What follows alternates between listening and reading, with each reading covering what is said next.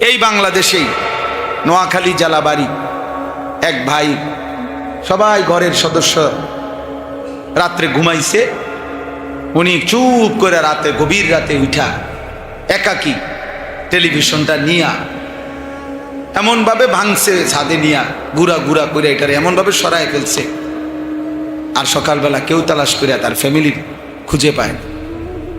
হিম্মত করছে তো আল্লাহ তাআলা বাঁচাই দিছে। তাহলে আমার বলার উদ্দেশ্য হলো, আমি একটা উদাহরণ বলছি শুধু, আপনার ছেলেটা যে ফজরের নামাজ পড়ে না, 365 দিনের এক বছরে কোনো দিন আমার বাপ, তাহলে এটাই সিদ্ধান্ত ও আর পড়বে না নামাজ? এটাই তো সিদ্ধান্ত না? আপনার স্ত্রী যে পর্দা করে না আজকে 15 বছর, তাহলে এটাই তো সিদ্ধান্ত না? ও আর এমন বিবি আর পর্দা করবে না তো? আমরা তো প্রত্যেকেই দুনিয়ার ব্যাপারে তো আমরা পরিবর্তন করতেছি। ছেলের এমনে না হইলে হেমনে, পড়ালেখা না হইলে ব্যবসা, ব্যবসা না হইলে বিদেশ, একভাবে না একভাবে বাপে পুতের সামনে প্রয়োজনে কান্দা দেয়, আরে পুত তুই একটা না একটা কিছু কর রে বাপ, আমি মরিয়া গেলে তোরে দেখবো কে রে বাপ,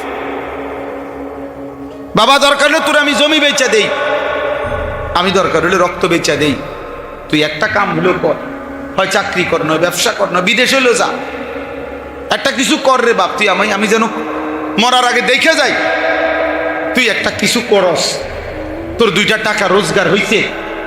বাবা কি এমন আহাজারি করে না? কথা বলেন না কেন? এমন আহাজারি করে কিনা? তাহলে সেই বাপ তো আহাজারি করা উচিত, আব্বা আমি থাকতে দেখছি তুই জাহান্নামের আগুনে জ্বলবার জন্য রেডি হচ্ছিস, আমারে একটাবার দেখা না বাপ তুই জাহান্নাম থেকে বাঁচতে চাচ্ছিস। হ্যাঁ, এটা কি একবার বলা গেছিল না? বলেন, স্ত্রীকে বলেন না একবার, প্রয়োজনে একটু ছোটই হইলেন, প্রয়োজনে চোখের পানি ফেললেন, বলেন না বিবিরে হাত ধরে চোখের পানি ফেলেই বলেন, বিবি এই যে বেপর্দা জিন্দিগি তুমি সিদ্ধান্ত নিলা, তুমি কেমনে জাহান্নামের আগুনে জ্বলবা, কেমনে জ্বলবা? ওরে বলেন না, ওর কাছেই কাঁদেন, ছেলেকে বলেন আব্বা তুই কেমনে বাঁচবা। ইন্নাল মুজরিমিনা ফি আযাবি জাহান্নাম খালিদুন, আল্লাহ বলে নিশ্চয়ই পাপীগণ জাহান্নামের আযাবেই থাকবে চিরস্থায়ী। লা ইউফাত্তারু আনহুম, আল্লাহ বলে লক্ষ কোটি বছরে জাহান্নামের আগুন 1 মিনিটের জন্য বিরতি হবে না। ওয়াহুম ফীহি মুবলিসুন, আল্লাহ বলে জাহান্নামী কোটি কোটি বছরও কোনোদিন হাসবে না, বিষণ্ণ হয়েই থাকবে। বন্ধু আমার, ফাঁসির আসামিও আত্মীয় স্বজন বিবি বাচ্চার কারো কথা শুনে হয়তো এক পলকের জন্য হাসতে পারে। চূড়ান্ত ক্যান্সার রোগী যার মৃত্যু আর 15 দিন বাকি, হতে পারে হাসপাতালের বেডের সার মুখেও কোনোদিন হাসি ফুটে, কোনো কারণে হাসি দিছে, কিন্তু আল্লাহ বলে জাহান্নামী কোটি কোটি বছরেও কোনোদিন 1 সেকেন্ডের জন্য হাসবে না, শুধুই কাঁদবে। ওমা যালামনাহুম ওয়ালাকিন কানু হুমুজ জালিমিন, আল্লাহ বলবে বান্দা আমি তোমার উপরে জুলুম করি নাই, তুমি নিজের উপরে জুলুম করেছ। এমন যদি হইতো বান্দা, নামাজ হইল 12 রাকাত, সময় দিছি 4 মিনিট, তাইলে না বলতে আল্লাহ সময় দিলেন 4 মিনিট, নামাজ দিলেন 12 রাকাত, আমি কেমনে কুলাইতাম? বুঝেন নাই? কিন্তু আজান দিছে 1টা বাজে, জোহরের আজান, আসরের আজান দিছে 4:45 বাজে, 4 ঘন্টা নাকি 4 ঘন্টায় কি 12 রাকাত নামাজ পড়া যাইতো না? 10 রাকাত নামাজ পড়া যাইতো না? আল্লাহ বলেন যদি কি বলতাম বান্দা নামাজ 12 রাকাত, সময় 4 মিনিট, যদি বলতাম নামাজ ফজর 4 রাকাত, সময় 1.5 মিনিট, তাইলে না বলতাম মাওলা আমি কেমনে কুলাইতাম। আমি তো সময় দিছি 1 ঘন্টা, সোয়া 1 ঘন্টা। এশার নামাজের আজান হয়েছে সোয়া 8টায়, 12টা পর্যন্ত তো আমি সময়টা চালু রাখছি, 4 ঘন্টার চাইতে বেশি। কেন পারলা না? ওমা যালামনাহুম ওয়ালাকিন কানু হুমুজ জালিমিন। আল্লাহ বলে নাফরমান বান্দা মনে রেখো আমি জুলুম করি নাই, তুমি করেছো তুমি। আল্লাহ আমাকে মাফ করে দেন। দোস্ত ভাবতে শিখেন, এই ইসলাহি মাহফিল মানে প্রত্যেক দিন একই কথা, প্রতি মাসে একই কথা। আপনার শুধু আবার মনে করানো, আবার মনে করানো, আবার মনে, আবার মনে করানো, আবার মনে করানো, আবার মনে করানো, আবার মনে করানো। আপনাকে মনে করায় দেওয়া যে দুনিয়া শেষ না। আবার আপনার প্ল্যানিং এ আখেরাত তো নাই, দুনিয়ার নিরাপত্তাও আপনার প্ল্যানিং এ না। সিসি ক্যামেরার মধ্যে নিরাপত্তা না, আর আজিমের মালিকের কাছে নিরাপত্তা। মাইলস্টোন স্কুল অ্যান্ড কলেজে অভিভাবকদের প্রতিনিয়তই স্বাভাবিক অভ্যাস ছিল, তারা তাদের বাচ্চাকে স্কুলের গেট পর্যন্তই দিয়ে যায় যেন রাস্তায় কোনো অ্যাক্সিডেন্ট না হয়। স্কুলের গেট থেকেই প্রতিদিন নিয়ে যায় যেন রাস্তায় কোনো অ্যাক্সিডেন্ট না হয়। আর তাদের দিলের মধ্যে এটা যে স্কুলের ভিতরে দিয়ে যাইতে পারলে স্কুলের ভিতরে তারা নিরাপদ, এজন্য গেট পর্যন্ত দিয়া গেছে, আবার গেট পর্যন্ত নিয়ে যাবে গেট থেকে। ঠিক না? এই না কথা ছিল? তো এই তো হিসাব ছিল, সেদিনও তো এটাই ছিল হিসাব, সেদিনও তো অভিভাবক দাঁড়াই এই ছিল। কিছুক্ষণের মধ্যে ছুটি হবে, আদরের সন্তান ফুটফুটে বাচ্চাকে হাতে করে ঘরে নিয়ে যাবে। হ্যাঁ, আল্লাহ তাআলা আরশ আজিম থেকে বলে বান্দা না না, আমি নিরাপদ রাখলে নিরাপদ, আমি নিরাপদ না রাখলে নিরাপদ না। তুমি ভাবছিলে স্কুলের ভিতরে ঢুকাই দিলে নিরাপদ, না না, আমি নিরাপদ রাখলে নিরাপদ। তুমি ভাবছিলে সিসি ক্যামেরার কারণে নিরাপদ, আমি না, আমি নিরাপদ রাখলে নিরাপদ। হ্যাঁ, নয়তো এমন হলো কেন? আল্লাহ আমাদেরকে বুঝার তৌফিক দান করে। এজন্য বাপ আমাদের জীবন এটা, আমরা মুমিন, আমরা মুসলমান। আল্লাহকে ছেড়ে তৃপ্তি হবে না, আল্লাহকে বাদ দিলে সুখ মিলবে না। মুমিনের বন্ধু আল্লাহ। ইন্নামা ওয়ালিয়্যুকুমুল্লাহ, আল্লাহ বলছে তোমাদের বন্ধু হলো প্রথম আল্লাহ। কে? আল্লাহ। আল্লাহ। ইউহিব্বুহুম ওয়া ইউহিব্বুনা, আল্লাহ বলে ইমানদার আমি এমন মুমিন চাই যে আমাকে ভালোবাসবে, আমিও তাকে ভালোবাসবো। আমি यहाँ से तुम वहाँ से, दोनों जानिब से इशारा हुआ। জমিন থেকে বান্দা বলবে আল্লাহ আমি আপনাকে ভালোবাসি, আরশে আজিম নড়ে উঠবে, আরশে আজিমের মালিক আল্লাহ বলবে বান্দা আমিও তো তোকে ভালোবাসি। ইউহিব্বুহুম ওয়া ইউহিব্বুনা, সে আমাকে ভালোবাসবে, আমিও তাকে ভালোবাসবো। ইন্নামা ওয়ালিয়্যুকুমুল্লাহ, মুমিনের ভালোবাসা 1 নম্বরে কার জন্যে? আল্লাহর জন্যে, আল্লাহর জন্যে। ওয়াল্লাযীনা আমানু আশাদ্দু হুব্বাল লিল্লাহ, আল্লাহ বলে যারা মুমিন তাদের সবচেয়ে বেশি ভালোবাসা আল্লাহর জন্যে। কার জন্যে?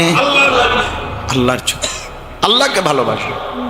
ওয়া রাসূলুহু, দ্বিতীয় ভালোবাসা তার রাসূলের জন্যে। ওয়াল্লাযীনা আমানুল্লাযীনা ইউকিমুনাস সালাতা ওয়া ইউতুনাজ যাকাতা ওয়া হুম রাকিউন, তৃতীয় ভালোবাসা ওই সমস্ত মুমিনদের প্রতি যারা নিয়মিত নামাজ আদায় করে, মুত্তাকি মুমিন, আল্লাহকে মাননেওয়ালা মুমিন। তাহলে একজন ইমানদারের প্রথম ভালোবাসা আল্লাহর প্রতি, দ্বিতীয় ভালোবাসা রাসূলুল্লাহ সাল্লাল্লাহু আলাইহি সাল্লামের প্রতি, তৃতীয় ভালোবাসা যারা নামাজ আদায় করে, যাকাত প্রদান করে, আল্লাহর হুকুমের আনুগত্য করে এমন মুমিনের প্রতি। এজন্য মহব্বত এক শব্দ, ভালোবাসা এক শব্দ, এটা গুনাহের কাজে ব্যবহার হইতেই পারে না। এই জন্য বিবাহ বহির্ভূত নারী পুরুষের যেই কোনো রকমের সম্পর্ক, এটা প্রেম, এই শব্দ এটার উপরে ব্যবহার করার কোনো সুরত নাই, মহব্বত বলার সিস্টেমে নাই, ভালোবাসার কোনো সিস্টেমে নাই। এই জন্য বিবাহ বহির্ভূত ছেলে মেয়ের মাঝে প্রেম হয় না, বিবাহ বহির্ভূত ছেলে মেয়ের মাঝে ভালোবাসা হয় না, বিবাহ বহির্ভূত ছেলে মেয়ের মাঝে জেনা হয়, জেনা হয়, জেনা হয়, জেনা হয়, ব্যভিচার হয়। এই জন্য বিবাহ বহির্ভূত নারী দেখলে চোখের জেনা, হাত দিয়ে ছুঁইলে হাতের জেনা, পাও দিয়া হেঁটে গেলে পায়ের জিনা, দিল দিয়া কল্পনা করলে কল্পনার জিনা, লজ্জাস্থান দিয়া জিনা করলে লজ্জাস্থানের জেনা, সবটাই জেনা। নবী বলছে চোখেরটাও জেনা, হাতেরটাও জিনা, পায়েরটাও জেনা, কলজারটাও জেনা, লজ্জাস্থানেরটাও জেনা। তো ভালোবাসা বলেন না, বুঝছেন না হিসাবটা? এখানে ভালোবাসা কিসের? ভালোবাসা স্বর্গীয়, শুদ্ধ মারে, জুতা দিয়ে ফেরন দরকার বেড়া তোর, বেটা জুতা দিয়ে ফেরন দরকার, তোর টাঙ্গাইয়া ফেরন দরকার বেটা। ভালোবাসা স্বর্গীয়, ভালোবাসা তোর আব্বা। হারাম সম্পর্ক তোকে ভালোবাসা স্বর্গীয়, ভালোবাসা স্বর্গ থেকে আসে, ভালোবাসা স্বর্গীয় বলে। এটা কি ভালোবাসা? এ তো জেনা, এ তো ব্যভিচার। আল্লাহর কসম, বুখারীর হাদিস, প্রিয় ভাই, বুখারীর হাদিস, নওজওয়ান বুখারী শরীফের হাদিস, লা ইয়াজনি জানি হিনা ইয়াজনি ওয়া হুয়া মুমিন। নবীজি বলছে জিনাকার যখন জিনা করে, ব্যভিচারী যখন জিনা করে, সে মুমিন থাকে না, মুমিন থাকে না, মুমিন থাকে না। নবীজি বলছে সে মুমিন থাকে। যেন হারাম রিলেশন থেকে বাঁচা।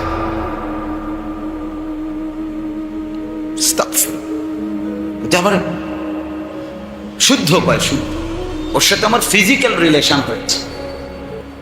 আমগো কাছেও তো বলে যে হুজুর ভালোবাসা এক পর্যায়ে ফিজিক্যাল রিলেশন। ফিজিক্যাল রিলেশন কি? তোর বাপ হারামি কোথাকার, তুই বললি কি? নবীজি এই জন্যই তো বলছে আবিকা জুনুন, জেনা করেছে। তো নবীজি বলছে কি, আরে আরে তুমি কি পাগল নাকি? আরে লোকটা বলে কি? সাহাবাদেরকে বলছে, আরে বলো কে, আরে বলে কি, দেখো না ওর এলাকায় যাও তোমরা, তদন্ত করে, নিশ্চয়ই প্রতিবন্ধী, পাগল সে। ইমানদার কেমনে জেনা করে? সুস্থ স্বাভাবিক মানুষ কেমনে জেনা? আপনারা দেখাই,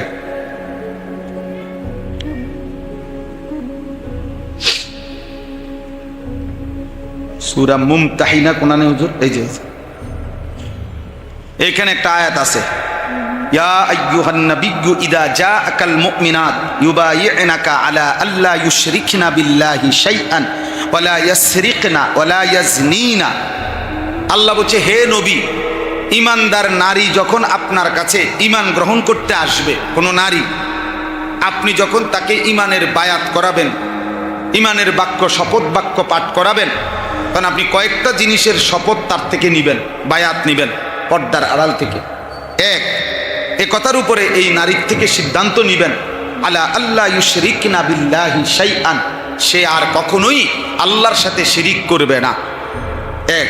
দুই, তার থেকে এই স্বীকৃতি বায়াত নিবেন, ওয়ালা ইয়াসরিকনা, সে আর কখনো চুরি করবে না। তিন, ওয়ালা ইয়াজনিনা, সে জিনা করবে না। কি করবে না? জিনা করবে না।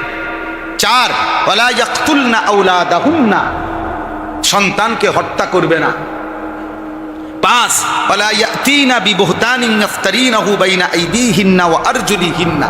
এর সংক্ষিপ্ত অর্থ হইল, হারাম সন্তান, হারাম সম্পর্কের সন্তান নিজের স্বামীর নামে চালায়া দিবে না। পরকিয়া,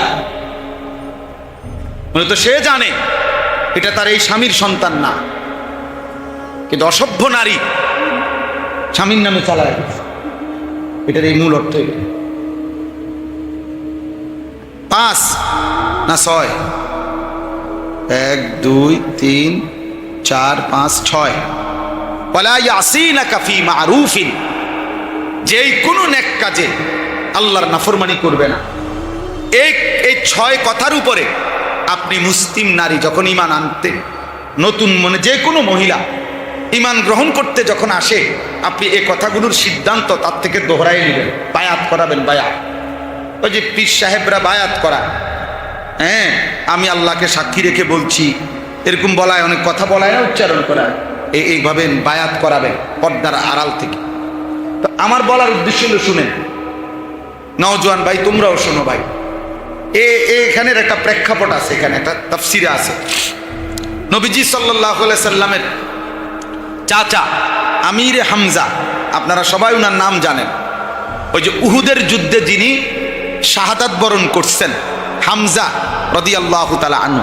প্রত্যেক জুমার খুতবাতে, দ্বিতীয় খুতবার মধ্যে খতিব সাহেবরা ওনার নাম নেয়, আশ-শাহীদু বি উহুদিন হামজা ওয়া আশফাকিহিম আব্বাস, এটা বলে খুতবার মধ্যে। খেয়াল করলে, কালকে খেয়াল করেন ইমাম সাহেব কইব, এটা ওনার নাম নেয়। এই হামজা রাদিয়াল্লাহু তাআলা আনহু সাইয়্যিদুশ শুহাদা, শহীদদের সর্দার। তো ওনাকে যখন উহুদের ময়দানে শহীদ করছে, এই শহীদ করার পরে একটা নারী, যে নারীর নাম হলো হিন্দ, আমাদের দেশের উচ্চারণে বলে হিন্দা, যাই হোক মূলত হলো হিন্দ, আকারটা নাই আর কি, কিন্তু এটা উচ্চারণের একটা ভুল, হিন্দা বলে ফেলে। তো এই হিন্দ বিনতে আবু সুফিয়ান, আবু সুফিয়ানের কন্যা হিন্দ, এই হিন্দ, এই মহিলা এই নবীজির এই চাচা হামজার পবিত্র লাশকে মাঝখান দিয়া ফাইরা ভিতরের কলিজাটা বাইর করে ফেলছিল, কলিজাটা চাবাইয়া কামড়াইয়া খাইছিল, চাবাইছিল আর কি, খাইতো না, চাবাইছিল। এরপরে কান, নাক, চোখ কাইটা টুকরা টুকরা করে এরপরে গলার মালা বানাইয়া এরপরে নাচ গান করছিল। যে নারী এতটা জঘন্য ছিল এই হিন্দ, আল্লাহ নবী সাল্লাল্লাহু আলাইহি সাল্লাম উহুদের যুদ্ধে 70 জন সাহাবী, এর মধ্যে উনার চাচা নবীজি যুদ্ধের পরে যখন কাঁদতেছিলেন, তখন নবীজি সাল্লাল্লাহু আলাইহি সাল্লাম বলছেন, আমার 69 জন সাহাবীর জন্য তোমরা কাঁদো, আর আমি মুহাম্মদের এই চোখের পানি আমার এই চাচার জন্য। এত কান্না নবী কাঁদছেন। যে নবীজির এই চাচাকে আপনার পাথর মেরে হত্যা করছে, শহীদ করছে ওয়াহশী, তাকে নবীজি ইসলাম গ্রহণের পরে বলছিল যে তুমি আমার সামনে কোনোদিন বইসো না, তোমারে দেখলে আমার সেই চাচার কথা মনে পড়ে, যে কি টুকরাটা করলা, কেমনে এত কষ্ট দিয়া মারলা আমার চাচারে, এভাবে রক্তাক্ত করলা, তুমি আমার পিছনে বইসো। তাহলে যে মহিলার প্রতি, যে মহিলা নবীজির চাচাকে এভাবে টুকরা টুকরা করছে, গলার মালা বানাইছে, কলজাটা ফাইরালাইছে, এই মহিলাও খোদার কসম তিনি মক্কা বিজয়ের পরে কালেমা পড়ে মুসলমান হয়েছে। এই মহিলা হিন্দ মুসলমান হয়েছে। আচ্ছা, আমার বলার উদ্দেশ্য হলো, এই যখন মুসলমান হইতে আসছে এই নারী, তখন এই কথাগুলো বলতে হবে না, বোঝেন না হিসাবটা, এই 6 কথা বলতে হবে না। তাহলে উনারও নবীজি বলছে, এডি কও, এই কথাগুলো বলো। এখানে তাফসিরের মধ্যে আছে যে মহিলা আপনাদের আমাদের কাছে কি মনে হলো, কি জঘন্য মহিলা, এই মহিলারে যখন নবীজি এই আয়াত আলোকে যখন বলছে এ কথারও বায়াত করো, ওয়াদা করো, ওয়ালা ইয়াজনিনা, জিনা করবা না, খোদার কসম তাফসিরে আছে পর্দার আড়াল থেকে এই মহিলা প্রতিবাদ করছে, প্রতিবাদ করে বলছে মুহাম্মদ, কোন স্বাধীনা ভদ্রচিত নারী জিনা করতে পারে? এই কথাটা তো তাফসিরের মধ্যে লিখছে, এক নারী কাফের ছিল, বেঈমান ছিল, যে এত জঘন্য ছিল, কিন্তু তবুও সে বলতেছে যে ঈমান, আরে কোন নারী, স্বাধীনা নারী, ভদ্রচিত কোন নারী, সে কি জিনা করতে পারে? মানে যে আমি এটা কি কইতে, সবাই কিনলে যে আমি এটার কষ্টিয়া করবো, বায়াত করবো। নারী কেমনে জিনা করে? নারী কেমনে জিনা করে? এক কাফের নারী এই কথা বলছে। আমাদের হালাত কি? আমাদের ঘরের হালাত, সন্তানের হালাত কি?